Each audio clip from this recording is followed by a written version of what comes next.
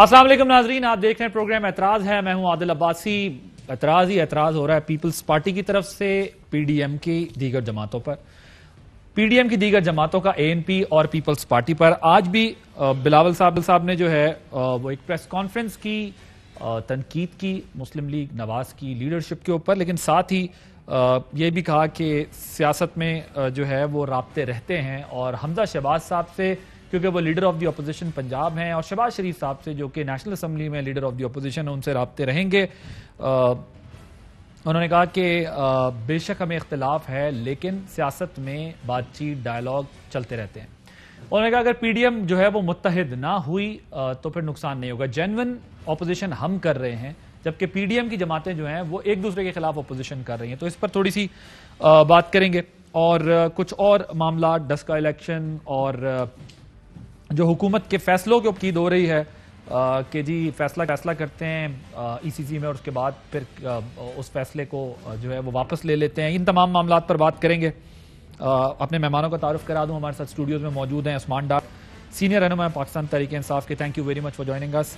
अताउल्लाह तारड़ साहब पाकिस्तान मुस्लिम league Nawaz के रहनुमा हैं। अताउल्लाह तारड़ साहब आपका बहुत शुक्रिया। मुर्तज़ा वहाब साहब तर्जुमान हैं सिंध हुकूमत के पाकिस्तान पीपल्स पार्टी से, thank you very much Murtaza Wahab साहब फॉर जॉइनिंग अस। मैं ज़रा प्रोग्राम के आगाज़ में आपको दिखाता हूँ कि जो बिलावल भुट्टो साहब ने आज प्रेस कॉन्फ्रेंस की है उसमें क्या बात की। सेनेट इलेक्शन से लेके आज तक पता नहीं कितने दिन गुजर चुके हैं, सिर्फ पाकिस्तान पीपल्स पार्टी हुकूमत का ऑपोजिशन कर रही है। बाकी जो हमारे ऑपोजिशन के दोस्त हैं वो तो ऑपोजिशन से ऑपोजिशन ही कर रहे हैं, और हम समझते हैं कि इसका जो फायदा है वो सिर्फ और सिर्फ इमरान खान को हो रहा है।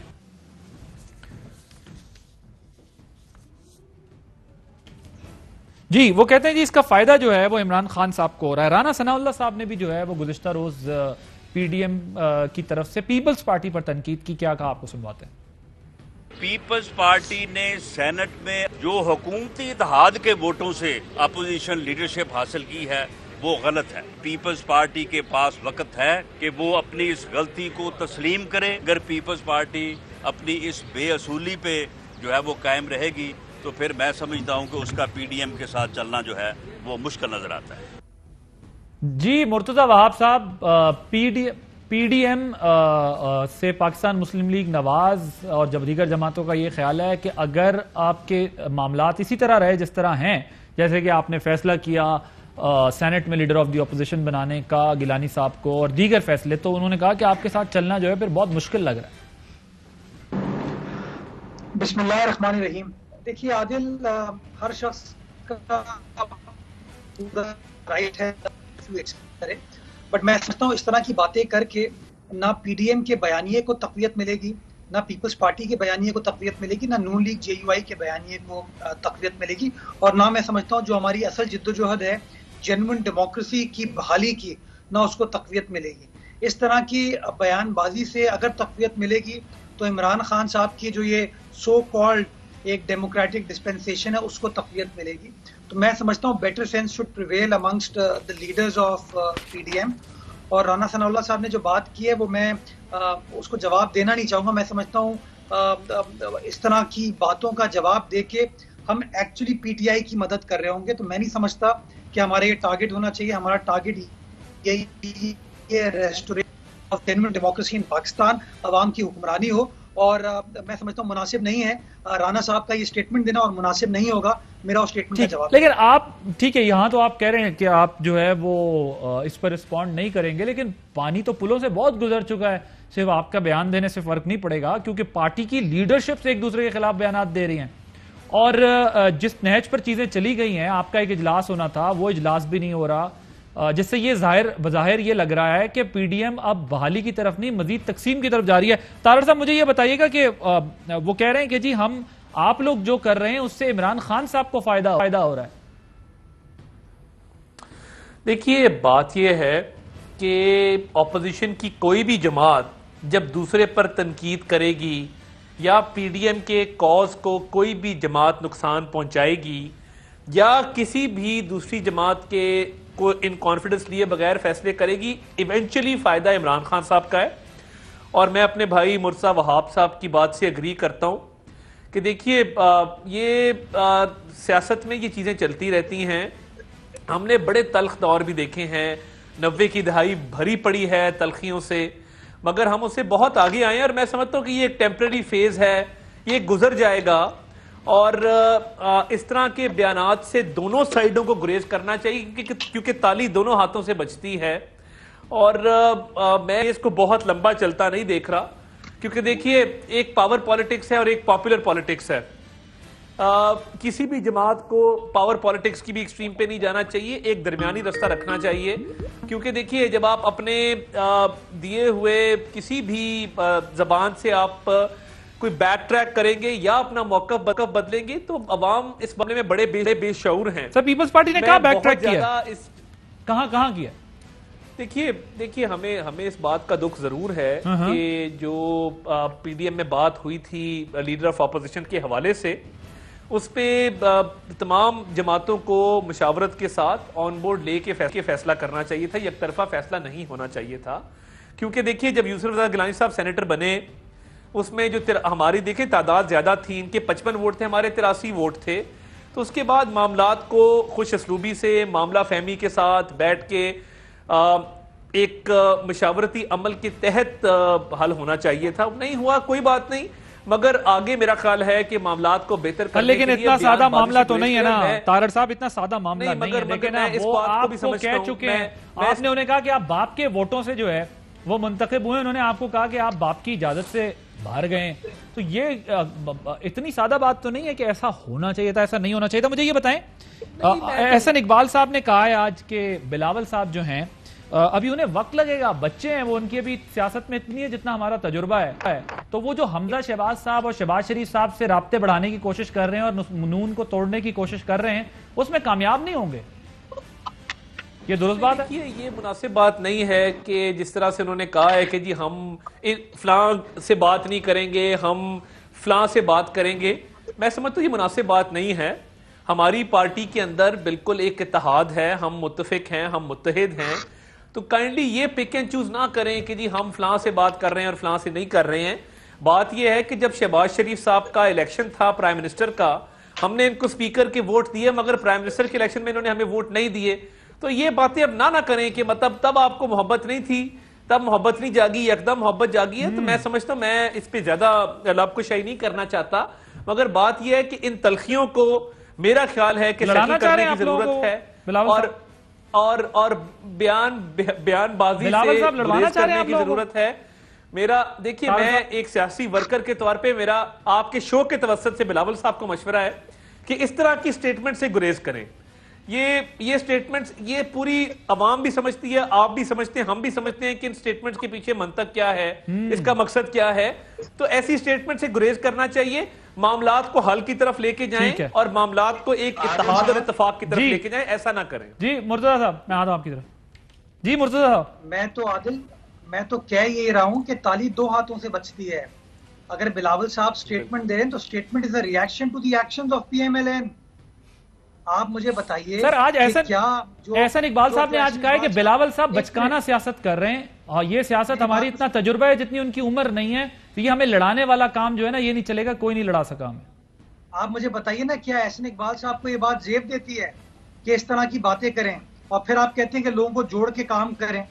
बिलावल भुट्टो जरदारी साहब ने कम उम्री के बावजूद इमरान खान साहब को जो टफ टाइम दिया है पार्लियामान में, वो बड़े बड़े बुजुर्ग सियासतदान नहीं दे पाए। ये बिलावल भुट्टो जरदारी साहब की स्ट्रैटेजी थी कि इन्होंने कायल किया पीडीएम की क़यादत को कि आप मैदान खाली ना छोड़ें, पीटीआई के लिए बाई इलेक्शंस कंटेस्ट करें।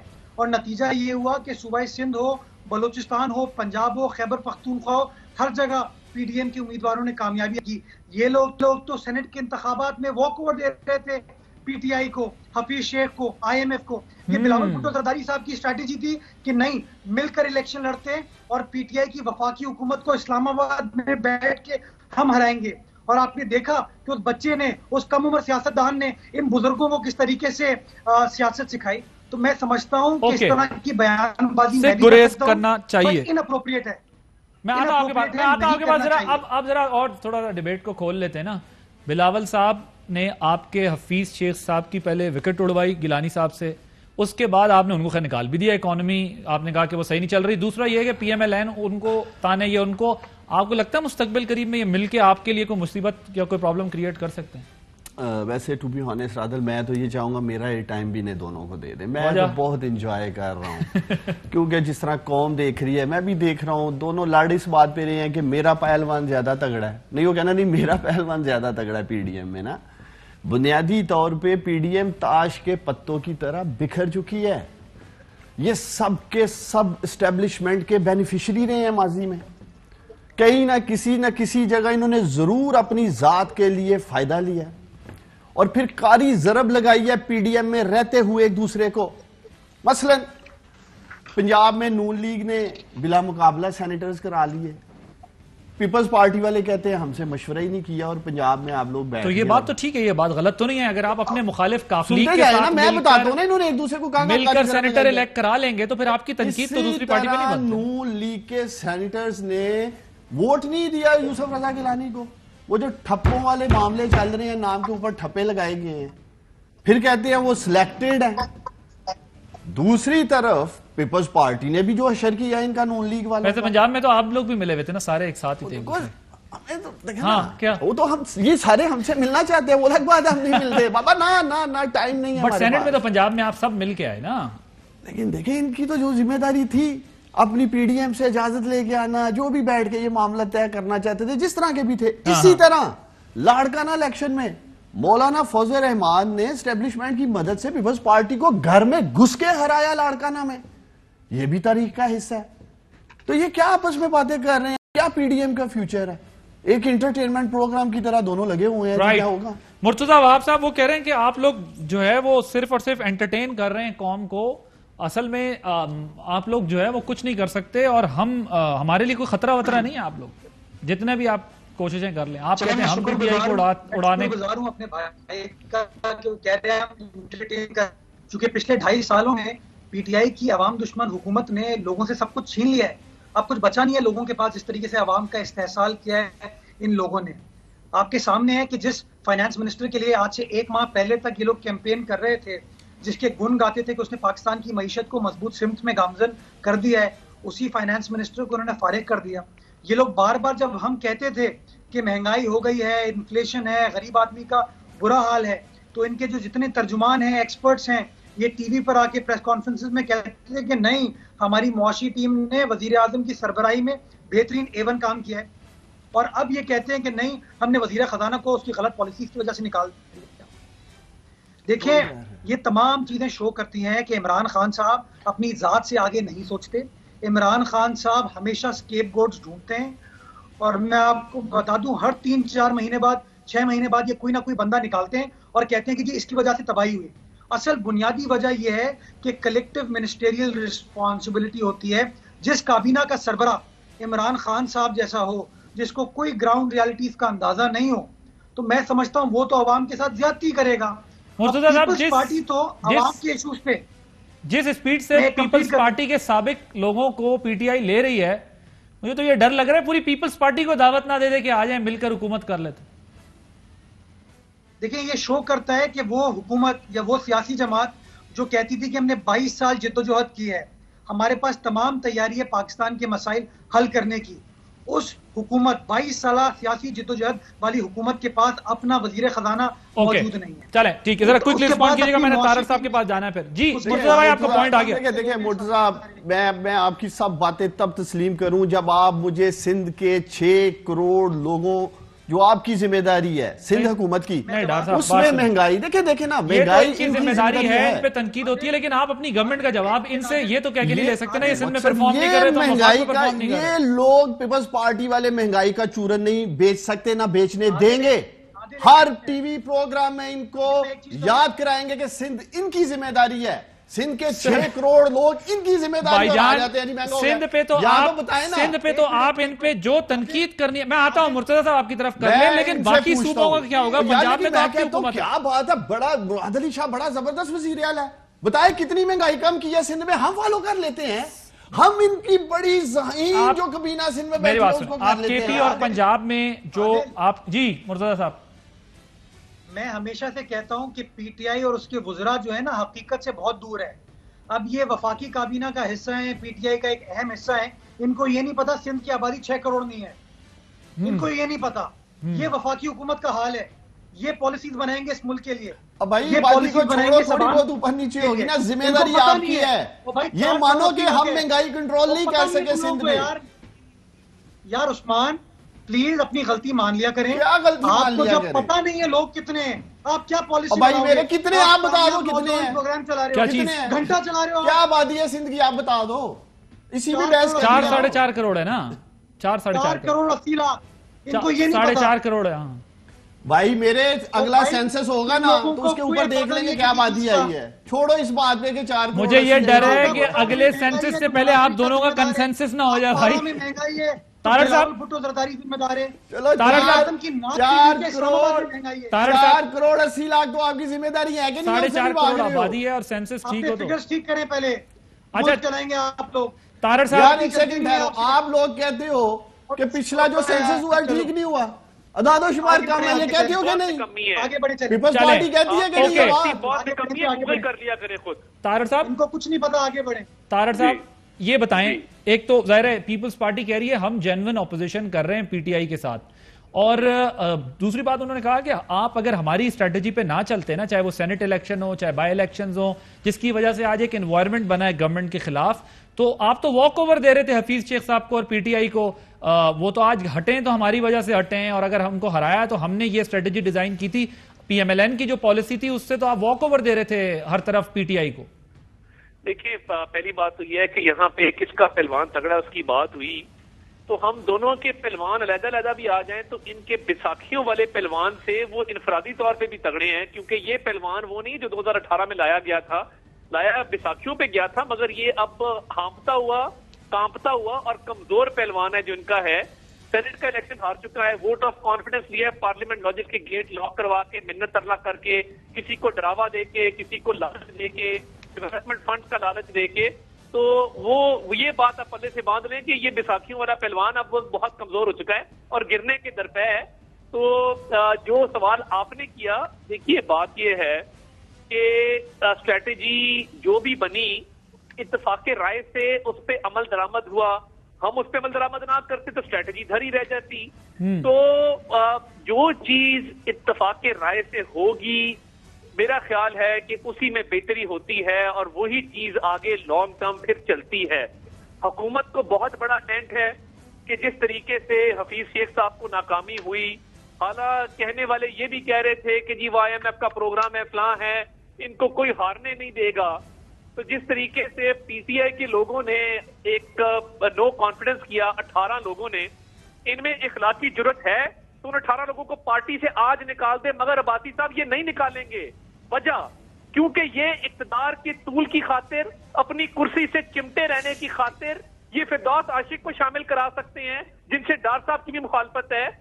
ये फवाद चौधरी को कोई इख्तिलाफ नहीं है इनका आपस में दोनों का। जो इमरान खान साहब को गालियां देते थे, ये लोटों की पूरी ब्रिगेड भर्ती कर सकते हैं। उस्मान डार की मैं इसलिए इज्जत करता हूं कि ये नजरियाती कारकुन है, इसके वालिद एक सियासी वर्कर थे जो नून लीग में शामिल थे, इम्तियाज डार साहब की बड़ी इज्जत थी, और ये एक सियासी कारकुन है जो अभी भी एक नजरियाती तौर पे साथ है, ये कोई जमातें तब्दील करके नहीं आए हुए। ओके। जो 80% काबीना में लोग बैठे हैं, आप उठा के देख लें, वो सिर्फ इक्तदार के साथ हैं। मैं चैलेंज करता हूं उन 18 लोगों के नाम ले और उनको पार्टी से निकाले, अगर हिम्मत है तो। नहीं निकालेंगे क्योंकि ये जो हुकूमत है वो पंजाबी में कहते हैं टूट गई तड़क करके, तो ये टूट जाती है। 7 वोटों की हुकूमत है। ठीक है, सारे मामलात, ये सब बातें अपनी जगह पर। यही तो हम देख रहे हैं ना कि अपोजिशन मुत्तहिद होगी तो शायद बहुत सारी चीजों के ऊपर हुकूमत के लिए इशू होगा, अगर नहीं होगी तो वो फिर इसी तरीके से चीजों को चलाएंगे। दूसरी बात यह है कि मैंने ब्रेक लेनी है, ब्रेक के बाद जब वापस आऊंगा तो वो एहसन इकबाल साहब ने कहा कि बिलावल साहब जो है उनकी इतनी उम्र नहीं है, वो बचकाना सियासत कर रहे हैं। मुर्तजा साहब कह रहे हैं कि जो बयानात दिए जा रहे हैं वो नामुनासिब हैं, अगर हम उस पर रिस्पॉन्ड करते हैं तो आप कहते हैं कि जी ये जवाब दे रहे हैं हमें, हम तो हर सवाल का जवाब दे रहे हैं जो वहां से उठाया जा रहा है। एक ब्रेक लेते हैं, ब्रेक के बाद मजीद इस पर बात होगी। Welcome back. तारड़ साहब, पीपल्स पार्टी की मरकजी सेक्रेटरी तलात हैं शाजिया मरी साहब, उन्होंने भी आज प्रेस कॉन्फ्रेंस की। उन्होंने जो 2-3 बातें की, जरा वो मैं आपके सामने रख देता हूं। उन्होंने कहा कि पीपी अगर चार्जशीट लाएगी तो नून लीग के सारे जवाब दिए जा सकते हैं। उन्होंने कहा पीपी और एनपी पीडीएम इजलास में सवाल करेंगे कि अपोजिशन इत्तेहाद की मखसूस जमातों का जो इजलास हुआ उसमें हमें क्यों नहीं बुलाया गया। उन्होंने कहा कि अपोजिशन का इत्तेहाद जो है वो ये भी किसके ईमा पर पीटीआई हुकूमत बचाने के लिए इस्तीफों पर अचानक जोर देकर लॉन्ग मार्च के खिलाफ साजिश की गई? ये तो मौलाना साहब की डिमांड थी ना जी। वो आगे से ये सवाल भी आपके सामने कहते हैं हम रखेंगे। उन्हें कहा अगर इस्तीफे इतने जरूरी थे तो नून लीग अभी तक असेंबलियों में क्यों बैठी हुई है? आप लोग इस्तीफे देके बाहर आ जाए। और साथ जरा मुझे इसका भी जवाब दे दीजिएगा कि एहसन इकबाल साहब ने जो कहा है कि बिलावल साहब बचकाना सियासत कर रहे हैं, हमारा तजुर्बा ज्यादा है, ये मुर्तजा साहब कह रहे हैं इंतहाई नामुनासिब बात है, उन्हें खुद देखना चाहिए कि वो क्या बात कर रहे हैं। तो क्या वो दुरुस्त कह रहे हैं या गलत कह रहे हैं? फिर तो आपकी लीडरशिप पे भी सवालात होंगे। देखिए, बात यह है कि दोनों तरफ से जो बयानात दिए गए हैं उससे तलखियां बड़ी हैं, मगर हमने अपने एक्शन से अभी तक कोई ऐसा कदम नहीं उठाया जिससे पीपल्स पार्टी को नुकसान हुआ हो या उनको कुछ ठेस पहुंची हो। पंजाब में तो पंजाब में आपने हुकूमत नहीं गिराई उनके कहने पे, और सेनेट इलेक्शन मिलकर लड़ लिया काफ लीग के साथ। नहीं, देखिए, हुकूमत अगर गिरानी है, आए अभी बैठ जाएं, आए अभी आ जाएं, बैठ जाएं, बताएं किस तरह हुकूमत गिरती है, हम गिराने को तैयार हैं। मैं इनको ऑफर करता हूं, आए बात करें। देखिए, जब तक चौधरी बरादरान किसी एक तरफ का फैसला नहीं करते, पीपल्स पार्टी और हम मिलकर हुकूमत नहीं गिरा सकते। और अगर फर्ज करें कि पीटीआई का कोई फॉरवर्ड ब्लॉक भी आ जाता है, फ्लोर क्रॉसिंग की शिक मौजूद है, हमें तरीका बताएं ना कि जी ये तरीका है, उस्मान बुजदार घर चला जाता है, हम तरीके कार पे अमल करने को तैयार है, हमारे से बात करें आके। पहली बात तो ये है। दूसरी बात ये है कि जहां तक इन्होंने बात की कि जी पीपल्स पार्टी और एएनपी को नहीं बुलाया गया और वो मखसूस जमातों का वो हुआ, देखिए, जब यकतरफा फैसले होंगे उन यकतरफा फैसलों का रद्द अमल भी आएगा। अब जब रद्द अमल आएगा वो कोई ना कोई जवाब तो उसका देना होगा ना जी, कि आपने, जब हमने सेनेट के पूरे वोट दिए 83 के 83, और नवीद कमर साहब गवाह हैं, मैं पोलिंग एजेंट उनके साथ खड़ा था, हमारा एक वोट भी कम हुआ हो तो हमें बताएं। हमने जब पूरे वोट दिए, तो फिर जब चेयरमैन सेनेट के भी पूरे वोट दिए, फिर जब लीडर ऑफ ऑपोजिशन की बारी आई तो बगैर कॉन्फिडेंस में लिए गए बाप के वोट नहीं इस्तेमाल करने चाहिए। तो देखिए, ये सिर्फ मैं नहीं कह रहा, ये बात रजा रवानी साहब ने की है, ये बात इत्तेजाज एहसन साहब ने की है, ये बात मुस्तफा नवाज खोखर साहब ने की है। तो बात ये है कि आपकी अपनी पार्टी में से भी ये बातें उठ रही है ना पॉइंट टेकन सर, कि बाप के वोट नहीं लेने point taken sir, point taken. Murtaza मैं जरा ये क्लियर, जी जी जी भाई साहब, अपना तारड़ साहब कंप्लीट कर लें, मैंने फिर जरा मुर्तजा भाई की बात जाना, जरा उनसे भी पूछे ना कि कैसे। बात ये है कि इन तमाम तर तलखियों के बावजूद मैं बतौर सियासी वर्कर ये समझता हूं कि मामलात को हल करना चाहिए और इकट्ठे मिलकर चलना चाहिए। ख्वाहिश है ना सर, लेकिन हो नहीं रहा ऐसा हो नहीं रहा है ख्वाहिश। अगर आप मुझे जब भी इजाजत देंगे, एक उस्ताद दामन का शेर है, मैं वो इनकी नजर करना चाहूंगा। जब दोबारा आपके पास आता हूं तो वो उस्ताद दामन का शेर, दामन पे कोई दाग ना खंजर पे कोई चींटी है, उनका नहीं, लेकिन मैं वैसे कह रहा हूं, सुना दीजिएगा कि तुम कत्ल करे हो या करामात करे हो। मुझे मुर्तजा साहब वो कह रहे हैं फॉर्मूला बता दें पंजाब में जिससे आप हुकूमत गिराएंगे। पार्लियामानी सियासत करके ये हुकूमत गिराई जाएगी ना आदिल अब्बासी साहब। इस्तीफे देके तो आप हुकूमत नहीं गिरा सकते, इस्तीफे गिरा के तो आप एक अवाम दुश्मन हुकूमत को और मजबूत कर देंगे। तो मैं समझता हूँ ये एक बड़ा बेहतरीन जवाब है। और पिछले 3-4 माह की जो सियासत हुई है पाकिस्तान में, उसने साबित किया है कि पार्लियामान इज ए बेटर ऑप्शन। मैं समझता हूँ फॉर्मूला बताएं ना मुर्तजा साहब, फॉर्मूला बताएं कैसे गिराएंगे, नंबर पूरा कैसे करेंगे। पार्लियामान में बैठ के अगर आप चौधरियों को कन्विंस करना चाहते हैं, वो भी आप असेंबलियों में बैठकर कन्विंस करेंगे, आप पार्लियामानी सियासत करके करेंगे। और मैं समझता हूँ गिलानी साहब का इलेक्शन जो है वो एक बेहतरीन मिसाल है कि किस तरीके से पार्लियामानी सियासत करते हुए आपने एक ऐसी हुकूमत को जो कि अपने आप को बड़ी कंफर्टेबल, बड़ी पावरफुल कहती थी, आपने उसके उम्मीदवार को, आईएमएफ के उम्मीदवार को आपने हरा दिया। तो मैं समझता हूँ इस सवाल का जवाब उसमें आ जाता है सर। लेकिन वो तो चौधरी बरादरान पे कहते हैं कि एक माइनॉरिटी पार्टी को तो हम नहीं बना सकते ना। अब आप लोगों ने हमजा साहब का नाम भी आगे कर दिया, लेकिन वो कहते हैं ये सब आप साजिश के तहत कर रहे हैं। हम इस मंतक को समझते हैं कि पीपी ये क्यों कर रही है कि हमजा साहब का नाम या फिर चौधरी बरादरान का नाम, ये कौन है जो उन्हें कह रहे हैं, हम समझते हैं इस बात को। नहीं आदिल, मैं जरा अपने भाई तारड़ साहब के उस सवाल का, उस पॉइंट का जवाब दूं। उन्होंने खुद कहा कि फ्लोर क्रॉसिंग करना नामुमकिन है आइन की मौजूदगी में। तो आप मुझे बताइए फिर आप कैसे हुकूमत गिरा सकते हैं?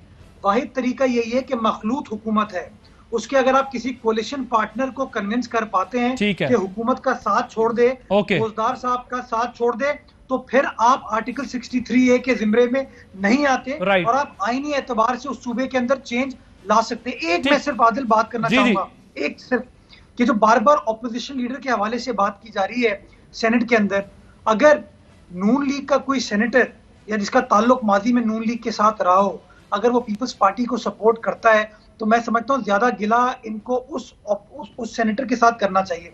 दूसरी मैं गुजारिश ये करना चाहूंगा कि गिलानी साहब के स्टैचर और आजम नजीर तारड़ के स्टैचर में जमीन आसमान का फर्क है। ठीक है सर, गिलानी साहब ने जेलें काटी है सर, आगे आपका पॉइंट के लिए सर, पॉइंट आ गया। लेकिन जिस सेनेटर की आप बात कर रहे हैं ना, वो कहते हैं कि इन्होंने मतलब इस तरह की बातें वो करते रहे कि इन्होंने हमसे ईद पर भी सलाम दुआ नहीं की है, तो आज ये वोट लेने आ गए हैं, तो हम तो जो है वो मतलब इस तरह की सियासत तो नहीं हो सकती ना। और बहुत सारे इश्यूज हैं जो इस तरह की बातें सामने आ रही होती है। जरा डार साहब, इनके तो अपने मसाइल अपनी जगह हैं, लेकिन आपका उस्मान बुज़दार मुझे बहुत ही खुशनसीब इंसान लग रहा है। ना उन्हें आप हटाने को तैयार, ना उन्हें अपोजिशन इत्तेफाक से हटाने को तैयार। क्या किस्मत लेकर पैदा हुए, और पूरा सूबा चीख चिल्ला रहा है, लेकिन अपना आपके हम नाम उस्मान साहब आराम से बैठे। मुझे पहले मुर्तजा आपका ना मैं थोड़ा रिकॉर्ड दुरुस्त करवा दूं ना, जरा पीपल्स पार्टी वालों को ख्वाबों की दुनिया से मैं चाहता हूं बाहर आए। मुर्तजा, सेनेट का ग्रैंड फाइनले जो था ना, वो हुकूमत जीती हुई है। आप बार बार टीवी प्रोग्राम्स में बैठ के कहते हैं जी हमने हुकूमत को हरा दिया। अगर वो एक क्वार्टर फाइनल था पार्लियामेंट में, हमें हरा दिया, फाइनल हम जीते थे। जिस शर्मिंदगी का आपको सामना हुआ, आपके नंबर्स भी ज्यादा थे, फिर भी यूसुफ रजा गिलानी हार जाता है। फिर क्या सराइयां की गई कि शायद ठप्पे गलत लग गए थे, फिर हमने आपको डिप्टी चेयरमैन सेनेट के इलेक्शन में हराया। और यार कुछ शर्म होती है। वैसे मैं तो हैरान हूं कि आप लोग किस तरह अपनी विक्ट्री क्लेम करते हैं। हमने हुकूमत को मैं आता हूं आपकी तरफ। एक सेकंड, पूरी 11 जमातों ने जोर लगाया पाकिस्तानियों। पहलवान की बात हो रही थी, पहलवान नहीं गिरा हमारा, आज भी हमारा पहलवान कैम डैम है, लगा लो जोर सारे मिलके। बल्कि लंदन वाले पहलवान को भी बुला लो, अपने नवाज शरीफ को सारे जोर लगा लो। अगले 2.5 साल पहलवान को नहीं आप लोग गिरा सकते मिलके। हौसला रखो, मैं आप दोनों को सुन रहा था, मेरी सुनो आप दोनों, जरा कान खोल के सुनो, दोनों कान खोल के सुनो, रिलैक्स, रिलैक्स तो कर लो ना यार, मैं तो सुन रहा था ना, रिलैक्स प्लीज रिलैक्स। चले इनको हम एक बात करते थे आदिल, हम कहते थे ये दोनों बच्चे हैं। एक दिन ना मरियम ने ना बिलावल ने मेहनत तक नहीं की। वही बातें जो प्राइम मिनिस्टर इमरान खान कहते थे दोनों बच्चे हैं, आज एहसन इकबाल कह रहा है बिलावल बच्चा है, बच्चा है, बच्चा है। अब जवाब देंगे प्राइम मिनिस्टर इमरान खान ठीक कहते थे कि नहीं? सिर्फ मैं इनसे ये पूछता हूं। चले जी। और अता तारड़ कौम को ये बता दे आज ये आपके प्रोग्राम में, क्या यूसुफ रजा गिलानी सिलेक्टेड है या इलेक्टेड है? हालांकि जरूरत का मुजाहरा कर रही है। मैं पहले मुर्तजा साहब और फिर तारड़ साहब आपको बताता हूं। पहले मुर्तजा साहब वांटेड टू ऐड समथिंग, फिर मैं आपके पास आता हूं तारड़ साहब। जनाब मुर्तजा साहब। आदिल, अभी उस्मान जो है एहसन इकबाल साहब के बयान की बात कर रहे थे, बार कहते हैं कि इमरान खान साहब अहमक हैं, तो आज क्या ये कहेंगे कि एहसन इकबाल साहब ने वो माजी में बात इमरान खान के बारे में ठीक कही थी? ये क्या आर्गुमेंट तो दे इस रहे तरह आप? वो तो इमरान खान की बात में दोस्त कर रहे हैं। अच्छा सुन लेना, ओ बाबा सुन लो, जिस तरह आप हमें कह रहे थे कान खोल के सुने, मैं कह रहा हूं जरा आप भी अपने कान खोल के सुन लें। पाकिस्तान की आवाम आपकी हुकूमत के बारे में क्या कह रही है। आपकी आवाम के वोटों से जो मेंबरान कौमी असेंबली आए थे ना, उन्होंने आपके चुने हुए उम्मीदवार को रिजेक्ट किया। आप अपने घर में इस्लामाबाद में आपको चिट किया ऑपोजिशन ने, पीडीएम ने। ये जरा कान सुने खोले। किसका था उम्मीदवार जो हराया सेनेट में? वो हिंदुस्तान से आया था, सरहद पार मैं बताता हूं। मैं नहीं हिंदुस्तान से तो माशाल्लाह मोदी के आप लोग जो यार है ना, वो आप लोग यारी करें, मैं जवाब देता हूं इसका। गिलानी साहब हारे नहीं है, वो जीते हैं।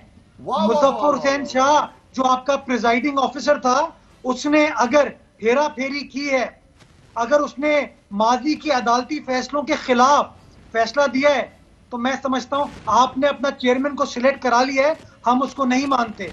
और आप आज भी देख सकते हैं कि सर, लेकिन मुर्तजा भाई आपका आर्ग्यूमेंट तो आपकी इत्तेहादी जमात, सर जी आपका आर्ग्यूमेंट आपकी इत्तेहादी जमात मुस्लिम लीग नून ये कह के उड़ा के फेंक रही है कि अगर आप कहते हैं कि चेयरमैन सेनेट का इंतखाब गलत हुआ है, तो आपने उनसे फिर नोटिफिकेशन अपना क्यों करवा लिया लीडर ऑफ द ऑपोजिशन का सेनेट के अंदर? अच्छा आप मुझे बताइए कि हमें एतराज तो इमरान खान साहब के ऊपर भी है कि वो सिलेक्टेड है, तो हम क्या कौमी असेंबली का हिस्सा नहीं है? हम कमिटीज का हिस्सा नहीं है? मुझे ये समझ नहीं आता कि तब्दीली जो है ओके आपका पॉइंट आ गया, ठीक है। यानी आप कह रहे हैं कि चाहे जायज हो या नाजायज हो लेकिन सिस्टम के साथ चलते रहेंगे। This is what you are saying. Your argument is कि सही हो या गलत हम चलते रहेंगे। मैदान खाली छोड़ने वालों में से नहीं हूं। मैदान खाली छोड़ दिया तो इमरान खान साहब ऑपोजिशन लीडर भी अपनी सियासी जमात का बना देंगे। यानी कि मैदान खाली नहीं छोड़ना, चाहे सिलेक्टेड हो गया आ जाओ, कोई मसला नहीं है। जी तारड़ साहब, ब्रेक के बाद पता है मैं आपको ब्रेक के बाद लूंगा ताकि आप अपना आर्ग्यूमेंट कंप्लीट कर सके, वरना ब्रेक लेनी पड़ जाएगी after this break. Welcome back Tarar Sahab. अब जरा टाइम कम है, ब्रीफ कमेंट सबके चाहिए होंगे मुझे। वो कहते हैं आप बता दें कि जी मैं तो सिर्फ इतनी बात करूंगा कि इनके जो 18 लोग हमारे साथ आए, जमीर की आवाज पे आए, उनके खिलाफ एक्शन ले लें। और वो लोग उसमें से 10 लोग इस्तीफों पर तैयार हैं।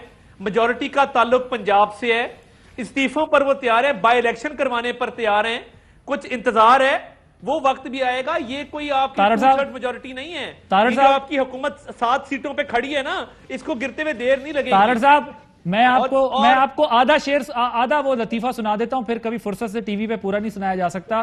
थोड़ा दिल ए नहीं है कि बदल होवे, थोड़ा ए दिल है कि मौलवी खज्जल होवे। इसकी तर्जुमा मैं आपको बाद में बताऊंगा। आप उन्हें 18 से फायदा लेके उन्हें फंसाना चाहते हैं और ये अपनी हुकूमत गिराना नहीं चाहते, चाहे वो इनको पता होगा वो कौन है। वो उनमें से इनको भी पता है, हमें भी पता है, वो इस्तीफा देने को तैयार हैं। ये जो सिलेक्टेड की बार बार बात कर रहे हैं और एस्टेब्लिशमेंट को घसीटना चाह रहे हैं इस आर्ग्यूमेंट के अंदर, यूसुफ रजा गिलानी को जितने वोट पड़े वो लोगों ने अपनी आजाद मंशा से डाले, और आपने जो वहां पे 7 वोट कैंसिल किए। मैं लानत भेजता हूं सादिक संजरानी पे, और उसको शर्म आनी चाहिए थी हल्फ उठाते हुए। वैसे सीट मांग लेता, रात में इसको दे देते, गिलानी साहब अंदाजा करें ना, एक बंदा इतनी बुरी धांधली करके वहां पे हलफ उठा रहा है, और भाई चौक में उठा लेते, चौक में जाके हलफ उठा लेते, सेनेट में उठाने की क्या जरूरत थी? तारड़ साहब, अगर आप इतनी बुरी धांधली, अगर आपका बंदा जीते तो मंशा और इनका बंदा जीते तो जमीर, ये तो बात नहीं हुई ना।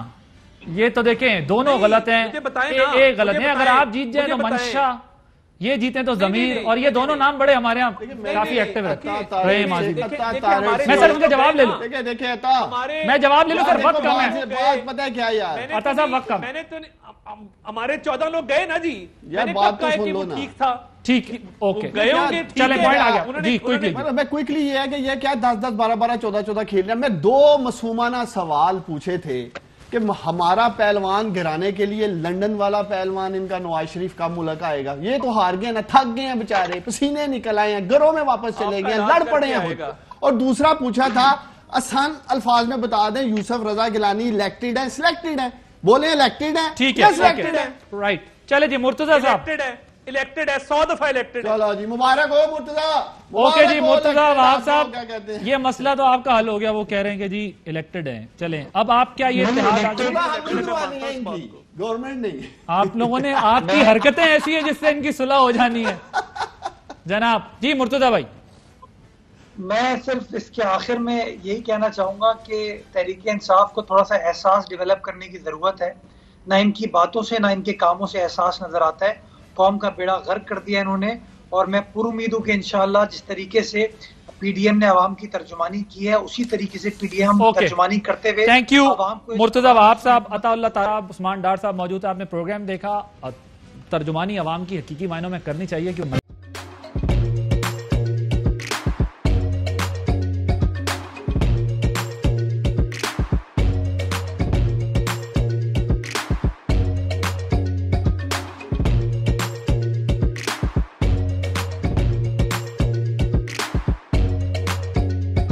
Instead of saving up for a new toy or a trip to Disney World, a 7-year-old بدلاً من توفير لعبة جديدة 来自阿拉巴马州的一名7岁女孩没有 एक नए खिलौने या डिज्नी वर्ल्ड की यात्रा के लिए बचत करने के बजाय Alabama Anstatt für ein neues Spielzeug oder eine Reise nach Disney World zu sparen, hat En stade für un eus qu'elles EDN reise nach Disney World zu sparen.